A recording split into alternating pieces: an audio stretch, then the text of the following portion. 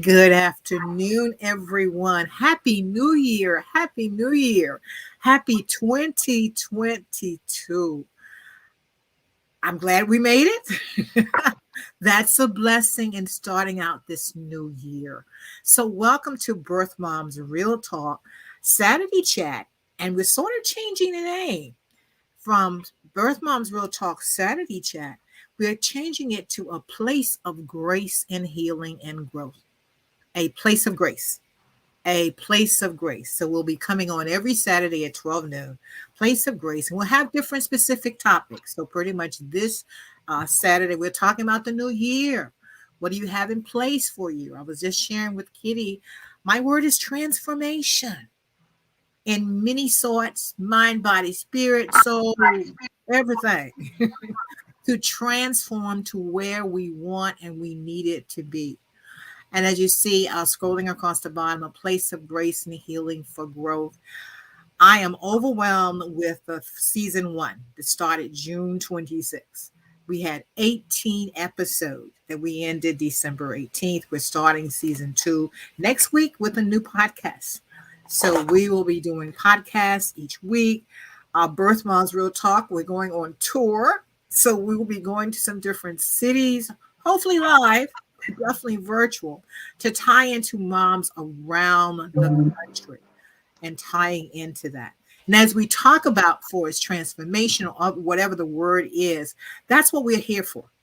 We're here for to be with other birth moms, adoptees, adoptive moms. We're in the triad, we're in the constellation, and we're all here to help. I am overwhelmed at times when I get comments and emails. One of the latest ones was someone who actually heard talked about Birth Moms Real Talk on Damon Davis's podcast. Who am I really? So those of you who are adoptees, please tune in and send a message or go on whoamireallypodcast.com to share your story with Damon. The rest of you who are birth moms, please go on birthmomsrealtalk.com. Next week, I think we're recording 3 different podcasts episodes with new moms, or moms who have not taped before. So if you'd like to share your story, I like to say it's a story of healing. So I want to have Kitty introduce herself about what she'd like to share. She's she's episode 1. So go back and listen to her episode if you haven't already. And a lot of you have, because I really see the count of how many numbers of podcasts that people listen to. And that, Kitty, I think yours is like over 250 downloads, because our total downloads right now, as of this morning, were like 6,750 downloads over the last 6 months, and 225. I'm an analytics, so I know numbers. 225,000 people have been touched by Birth Moms Real Talk. So welcome, Kitty. You know we're like this. So we are, and I appreciate that. Let's hear from you.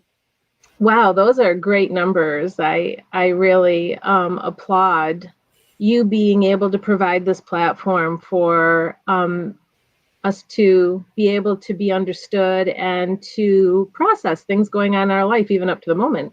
Mm-hmm. So what brings me here? A few things. Actually, it was you, first of all. Why, me?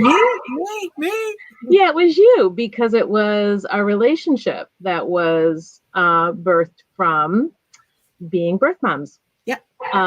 So, yeah, that's part of me. But I would just quickly back up, because I know, if people have heard the episode or have tuned in at other times to hear this, you know. But for those who don't, I was born and placed for adoption.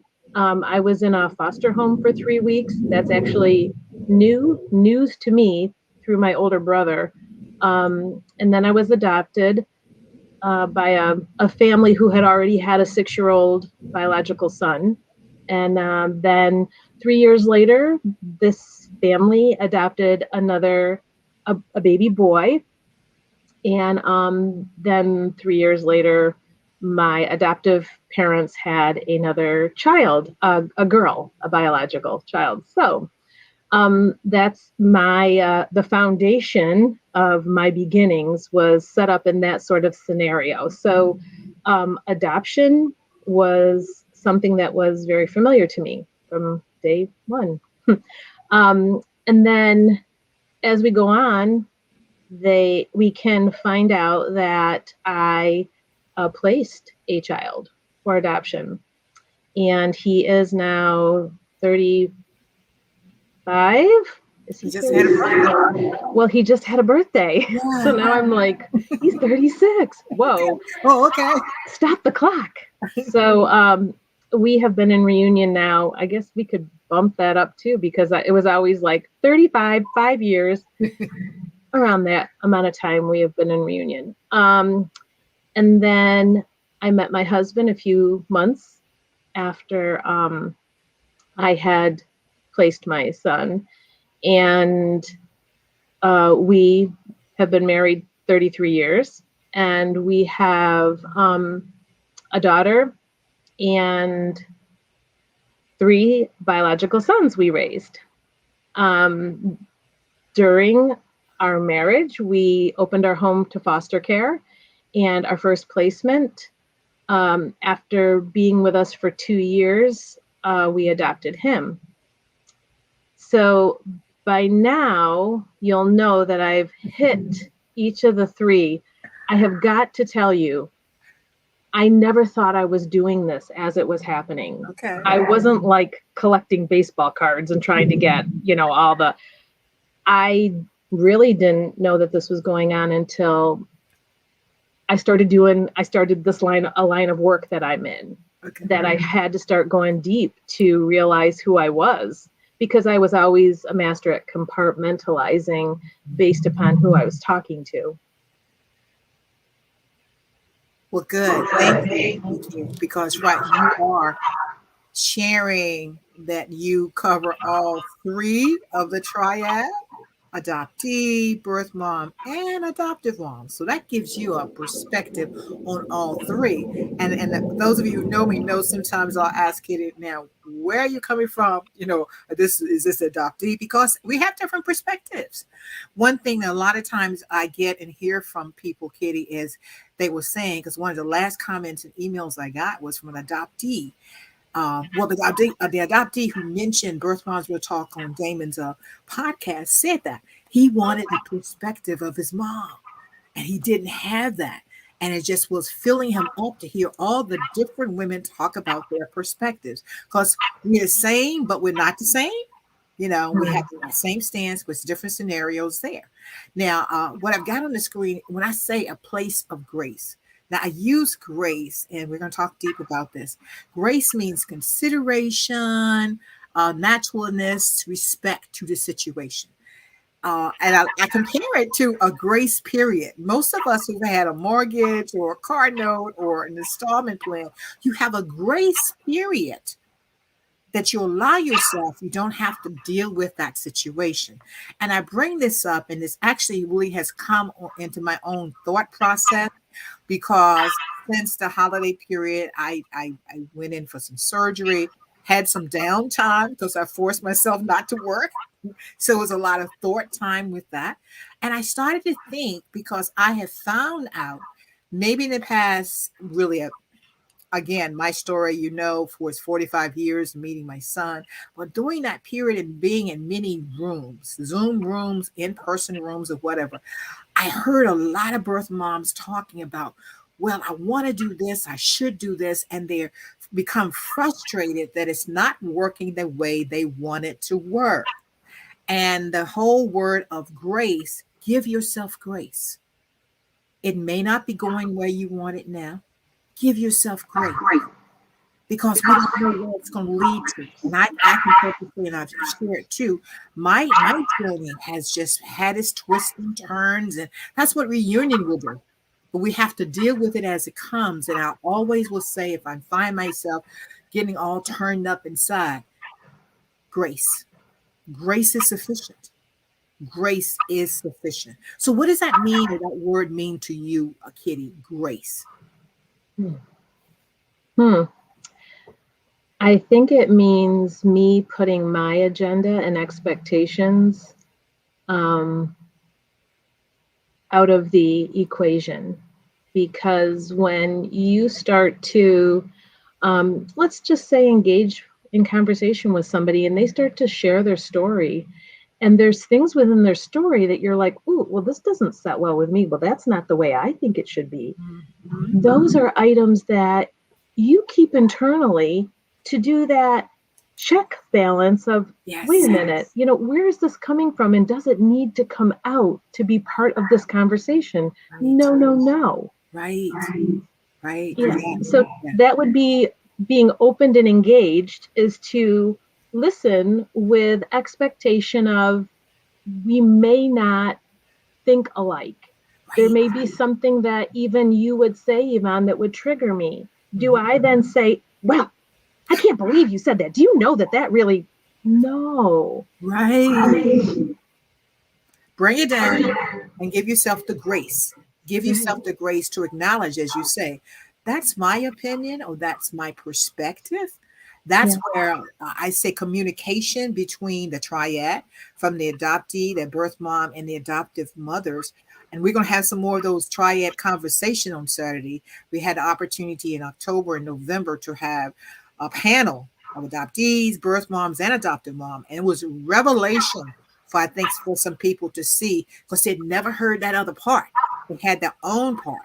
And part of that too is recognizing, well, this is my agenda, as Kitty, as you say. If you have your agenda, you're expecting people to fall into that, versus, to me, that grace is taking pause, okay, and then listening. And actually listening, instead of, I like to say sometimes when people are having a dialogue or conversation, that people may not be listening to the other person because they're thinking what they're going to say next.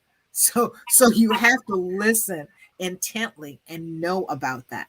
So to me, for is giving yourself that grace, and I say grace period because you don't know how long that period is going to be. And when I say that, because I really say that even though, I was just say, even though my child is a part of me, came from me, but is building to get to know him. That's a step by step. Who knows? There is no playbook. There's no playbooks. Step 1, step 2, step 3. Of course, people will talk about the stages of grief or trauma or the stages of reunion, and you go along. Whatever it is whatever it is. And you have to look at it that way, because else I've seen so much frustration. And a big part of me doing and offering this platform is to allow moms to really express not only that, be it frustration or how do I get through this? They'll have, some will have questions. Well, how do I handle reunion? Well, how do I handle birthdays, Christmas, holidays? Because that was a lot of the questions we had on some of our last chats in December. Well, what kind of gift can I give to my child? I really don't know him, and I don't want to do this. And it's like it can go ring, yang, yang, or whatever. Versus being at peace and at grace, and really being able to do something that they really can do. So that's why this Saturday platform live for people to participate, tuning in. I invite the birth moms who've done episodes to come back on, just like Kitty has come back on. Some other moms may join in with us, but that's an open platform. I like to say every episode I tape is an actual hour of therapy and healing. And I believe too, by talking, that's healing itself. I heard you mention, Kitty, that the work you are doing now allowed you to look into those perspectives of the triad and what places you're taking where you hadn't done before. So have you found that fact of talking about, I use the word issues, and an issue doesn't mean a bad thing, but everything around the adoption constellation, has that helped you heal or progress to know yourself better, as well as look at this, well, they're building, how to build a relationship with your child? Yeah, it has. But it's very interesting because so I am hired to be a post-adoptive support person for families. Okay. I'm a family support specialist. And you would think that within this line of work that I would walk in and start identifying with the adoptive parent. No, it's not like that at all. I have learned more from pulling up myself as an adoptee in these situations. And I don't know if it's because as I talk to these parents and they share some of the struggles that they have, I'm able to put voice to the adoptee and say, what if your child's feeling this way? Or have you ever thought about blah, blah, blah? And they'll look at me and they'll go, it's as if you know my child.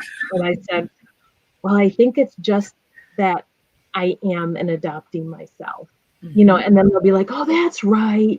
So many times I come in and they're just in such a place of struggle and like, a secular thing going on with their child that they can't seem to break, that they are like, give me a morsel of truth. What's the magic, theory or formula to be able to make this work?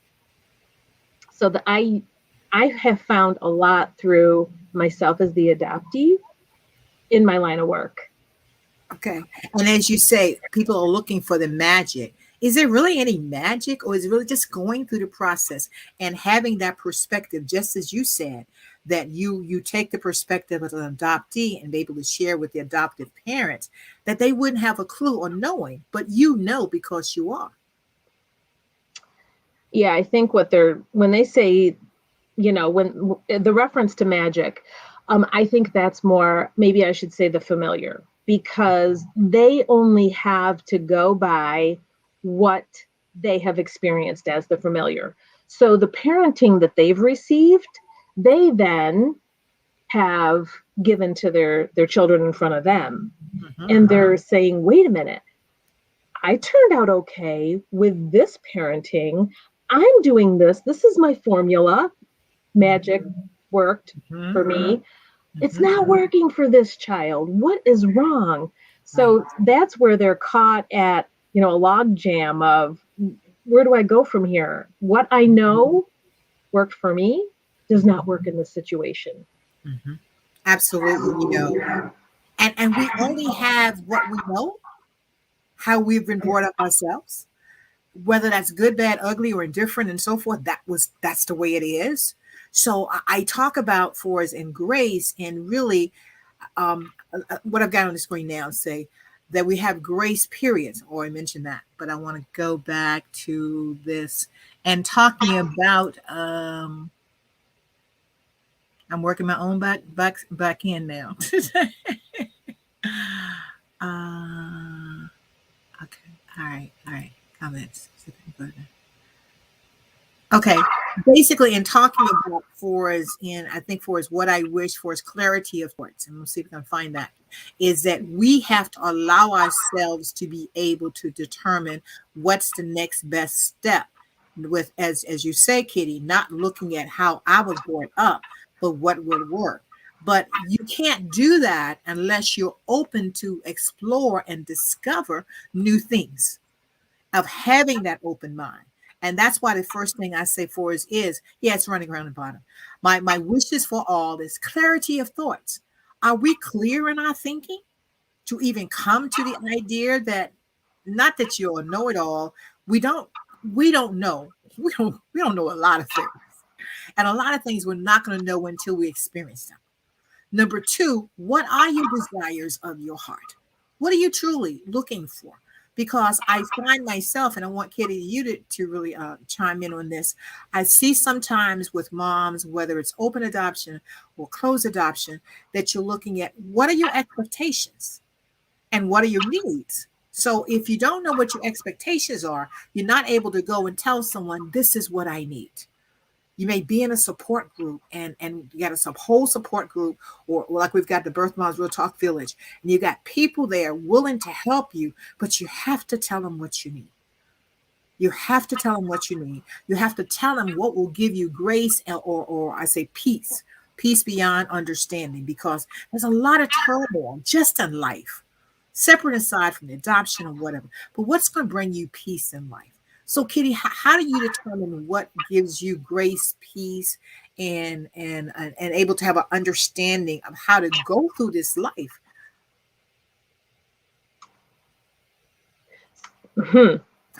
Which chair do you want me to answer from? Where you are now.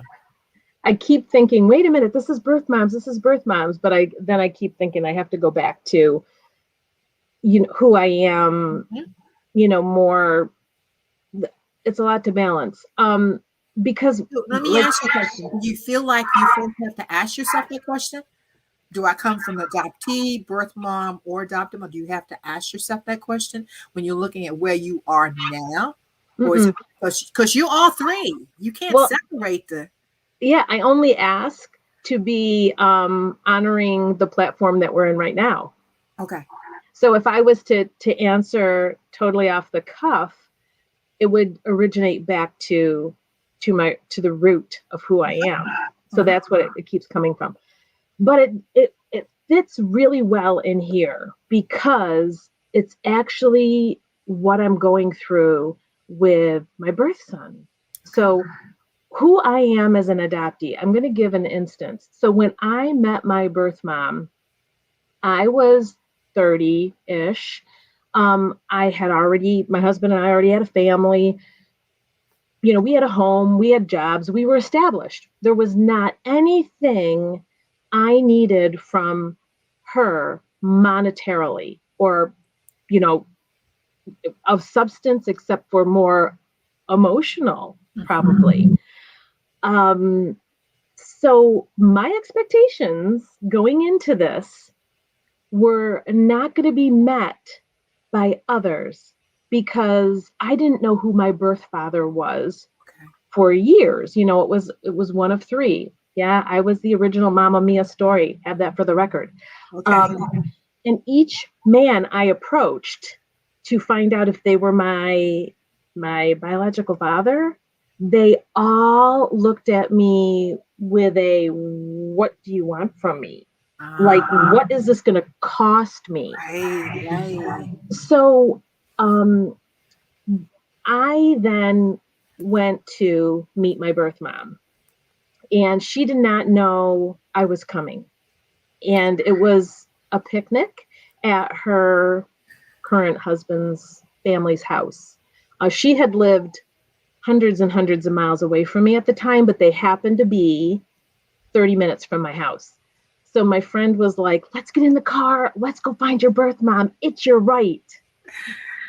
It's my right. Well, here we are with expectations again. Right. So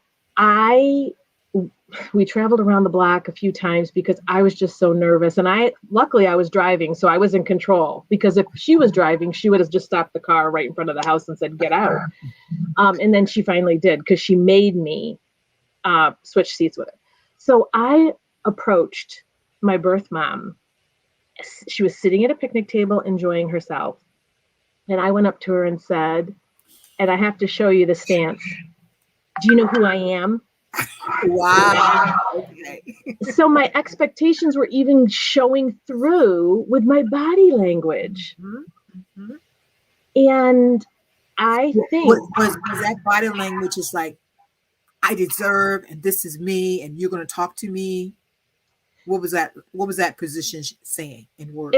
It was I had an extra dose of confidence and bravery right then. I was courageous, and I will do what I need to do to find out for myself. Okay. So that's what was my heart. Okay.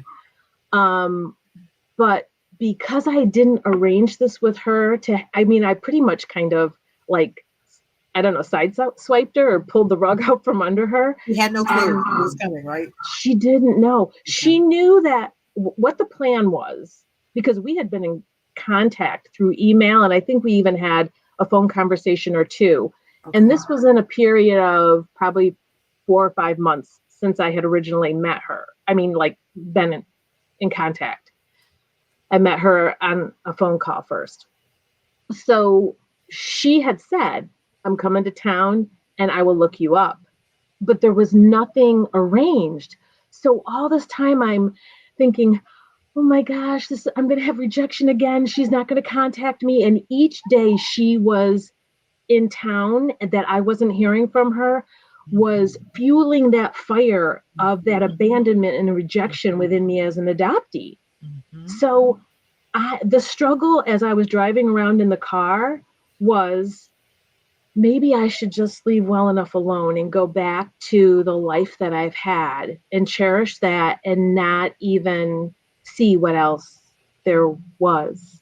Mm, mm, And then my friend was like, no, right. don't let this opportunity pass you. She may have made a decision at one time in her life, but she's not the only one that gets to decide right now. Right. Right. Choices. Choices. And as you say, for is, oh, I'm not going to pursue this. I'm going to go back to my life I had. You were courageous was what I saw in that stance. It's like, I'm here. you know. And it's like, oh, you may dismiss me, but I'm here.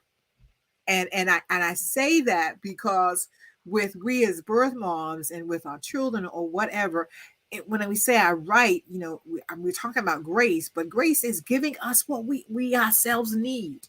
And if we're not giving ourselves what we need, we go lacking. And when we go lacking, we're not the very best we can be for our purpose in life. So it comes and one works together for this and that and so forth, no matter what position you're in. And so, as I say, this platform is not only for birth moms to share their story, but to grow and heal. This is lifelong, okay? This is not going to end 2022, June 12th, for any of us. It's lifelong for whatever period of time we've been on the path of reunion, searching, or just acknowledging and so forth. Because some of the questions I get, Kitty, from this podcast is they have had the scenario that their parent, be it mom or dad, when they found them, was not ready to meet with them. And I have gotten questions. Why does my mom, more so mom, doesn't want to meet with me? And I'll tell you, I said, I can't speak specifically for your mom, but I would say that a lot of moms are just so hurt and traumatized deep down, they literally cannot at that time. They Mm-hmm. literally cannot. And I said to the point of cannot, maybe even for to say, can't even say the words that I can't meet with you. It's like what they call ghosting or whatever else, just don't respond at all. And so that leaves the adoptee in thinking, well, you just said for his rejection. So whether you perceive the rejection, but not even being told you're being rejected, but unless you're told, I accept you, I want you, or whatever, I want to talk to you, you don't know what else to think. So I've seen that a lot, not on just this podcast, but in many rooms that I do and so forth. And that's a big part that people need healing from.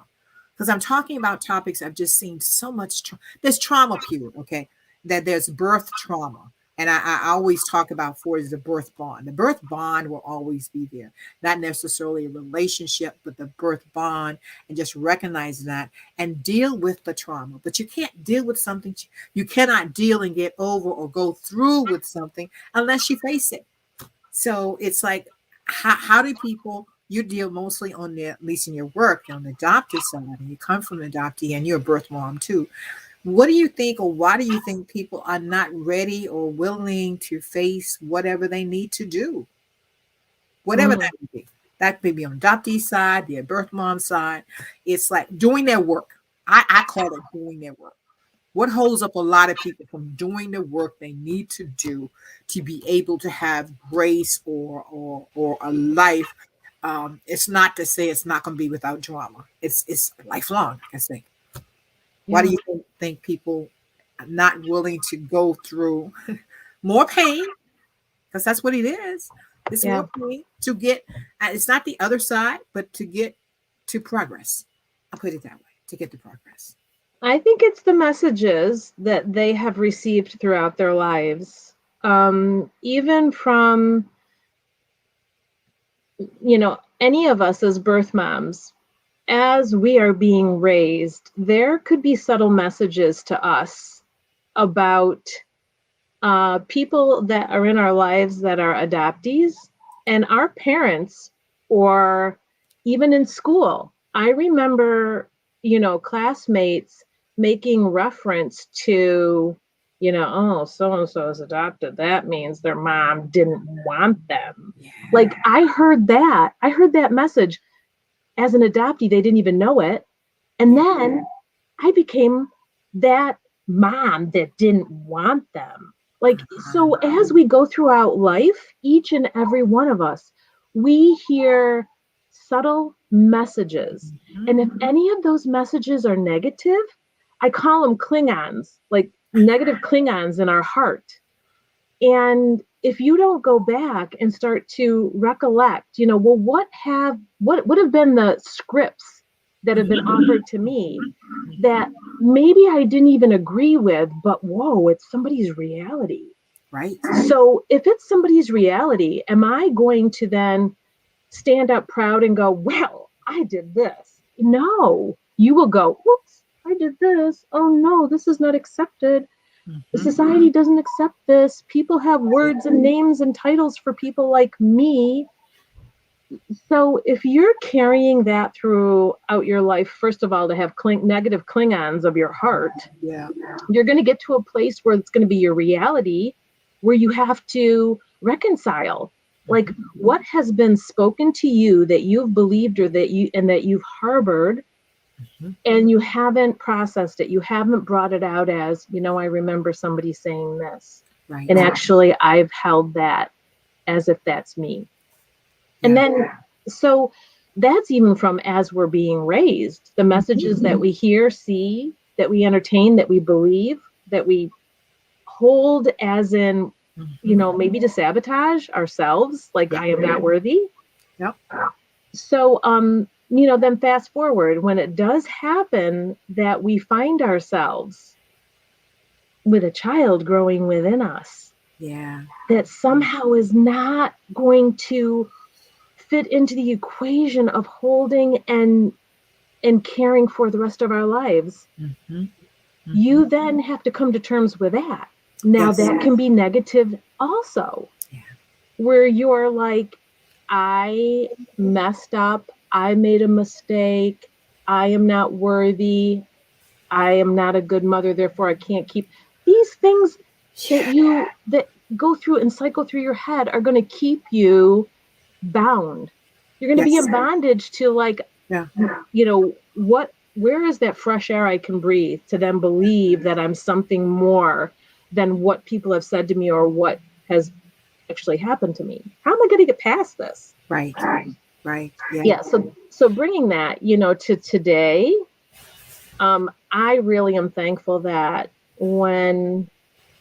so a few things, I do think I have a major stuck spot, but that's probably not for today. Okay. But I can say that there was a time that I was able to process what adoption is because I lived it. So that gave me I think that gave me maybe a tool to be equipped with. And then when I was moving from one state to this state, I was able to have therapy while I was pregnant, my last 5 months. So there was a lot of talk about, so how are you feeling today? And where's that coming from? And what do you envision life's going to be like after your child is no longer with you? And I think that was probably my second tool to equip me for now. But it didn't mean that there wasn't going to be rough spots coming along the way.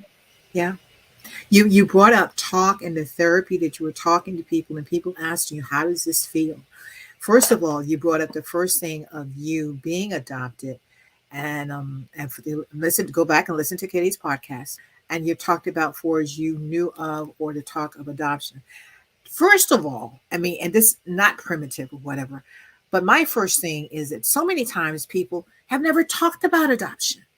There's adoption in the family, then you have these secrets. And then as you say, and I've said this before, I will say and continually say it, my intention and one of the platform promises of this platform is to uncover these secrets and give people the ability and a place to share, that they can really get rid of those things of expectations or what people said, society, and so forth. Because what people say does affect someone. You may have come from a situation or heard this thing or whatever. You just referred to it. Oh, And it would be the whispers. Whenever anything is whispered, it's like, oh, that's not acceptable if you whisper. They're adopted. Their parents didn't want them. Their mom didn't want them. And that is like, which is nowhere near necessary for is the truth. And then society itself, and I have my own personal peeve was, oh, she's an unwed mother. Like I can't be a mother if I'm unwed. I mean, I'm not analytical, so it's like that just didn't make sense. But that's what people were saying. And then the whole adage of, oh, wow, she's dealt with life and this, and she can't do this, and which would make most people think in terms of, I am no good. I'm not worthy to be a mom. Not that you want for is in looking at it was, and that was, I think you said mistake. I've heard a lot of my moms on the podcast say, well, I made a mistake and I did wrong. Well, other people have done other mistakes and so forth too. But that comparison between this is like, oh, the worst of anything, and you can never rebound or be worthy to be someone's mom or to really be a good citizen or anything like that. So it's like all of that against it. Now, a lot of times people talk about the baby school back to the 60s. It's still happening now. In the 2000, a lot of people who have and end up placing adoption, they are feeling not worthy. And whatever the situation, and that's where my chime is in coming with this platform, as well as in talking to other women and young girls, and for them to believe it is your decision. But at the same time, know that you are valuable, because all of us are valuable. But until we're poured into, we may not be thinking that. We may not be thinking that. That's why I'm adamant about this. This is my calling. This is my purpose. It really is to engage and empower birth moms to really live their best life. Live their best life, and it's trauma. Trauma is not necessarily going to go away. I mean, it's lifelong with it, but it's how you deal with it. How you deal with it. So this platform is to allow you to share your story. And please, moms who are out there, if you'd like to share your story, go on birthmomsrealtalk.com. Like I said, I think I'm taping 3 next week, but we welcome you to share. We welcome you to share. We have our Birth Moms Village that we have with a group of women that we're going to be starting our first Zoom for the year. I think it's January 18th. I mentioned for is a tour. We're going different places with that. But all around is to give you that community that's there for you anytime, anywhere, that you don't feel alone. I actually have had people who email me, Kitty, that they are birth mom and they never have talked to or seen another birth mom in person. That's sad. It is sad, but that's what we've got out there. So the intent is to reach as many of them as possible. When we talked about the numbers of downloads and people reach, that's the evidence of that this is so needed. And so that's why I just encourage, please listen to the episode, share.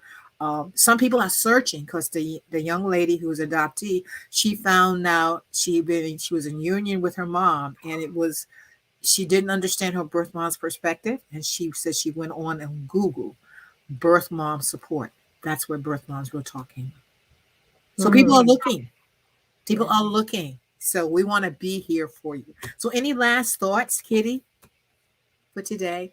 And 2022, what's your mind's transformation of moving forward to transforming into my very best and live my very best life? So what does 2022 mean to you? To me, it's strength.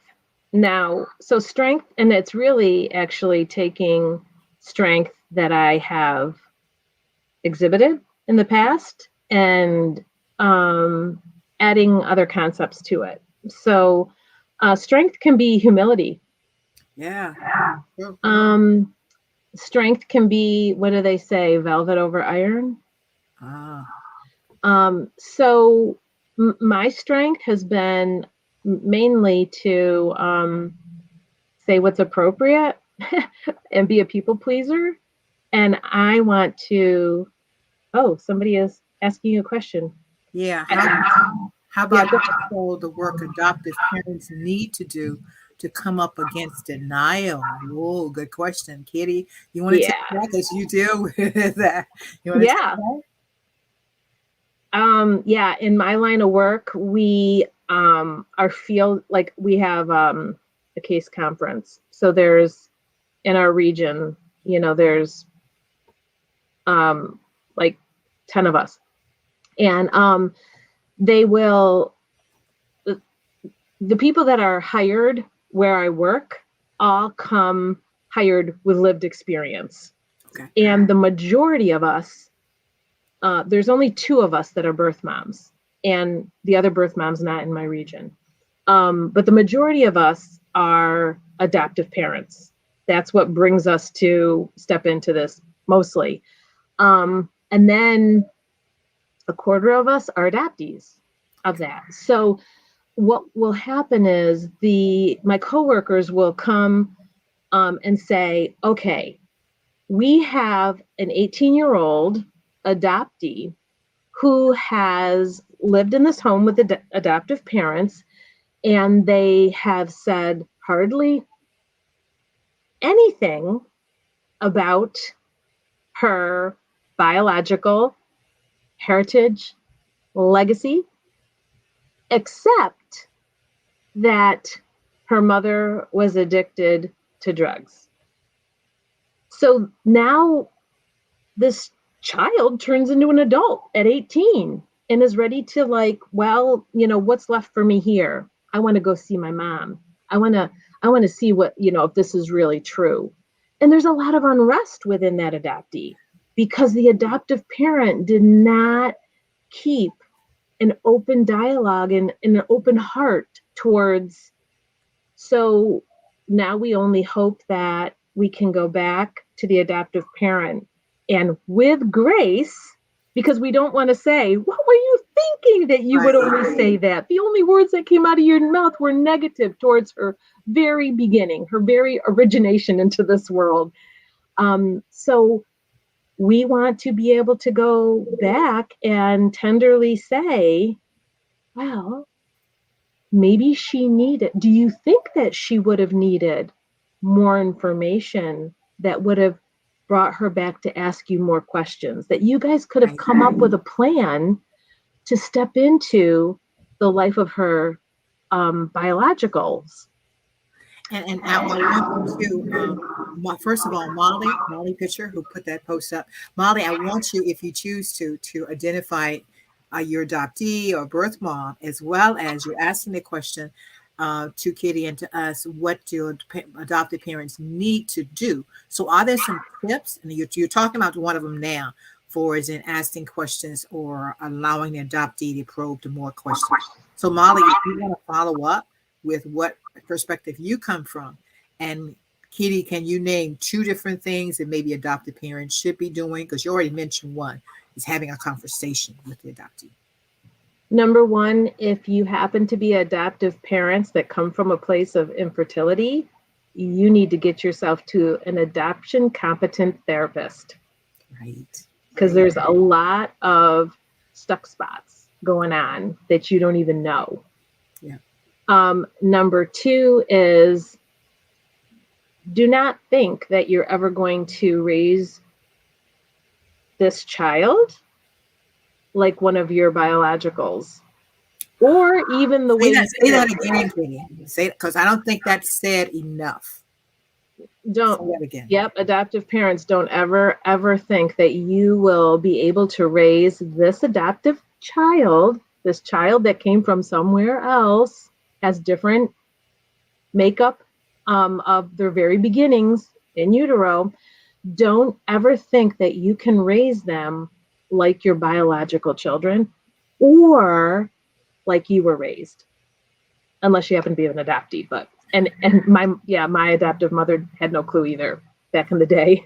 Right. I'm glad you said that, because to me, and I've seen it from all the sides, because of not only this platform, as I said, in different rooms and whatever, is that if someone's not comfortable with either what they're hearing or the fact that no one will talk to them, because when people climb up and don't want to talk about something, that already says that it's something bad about that.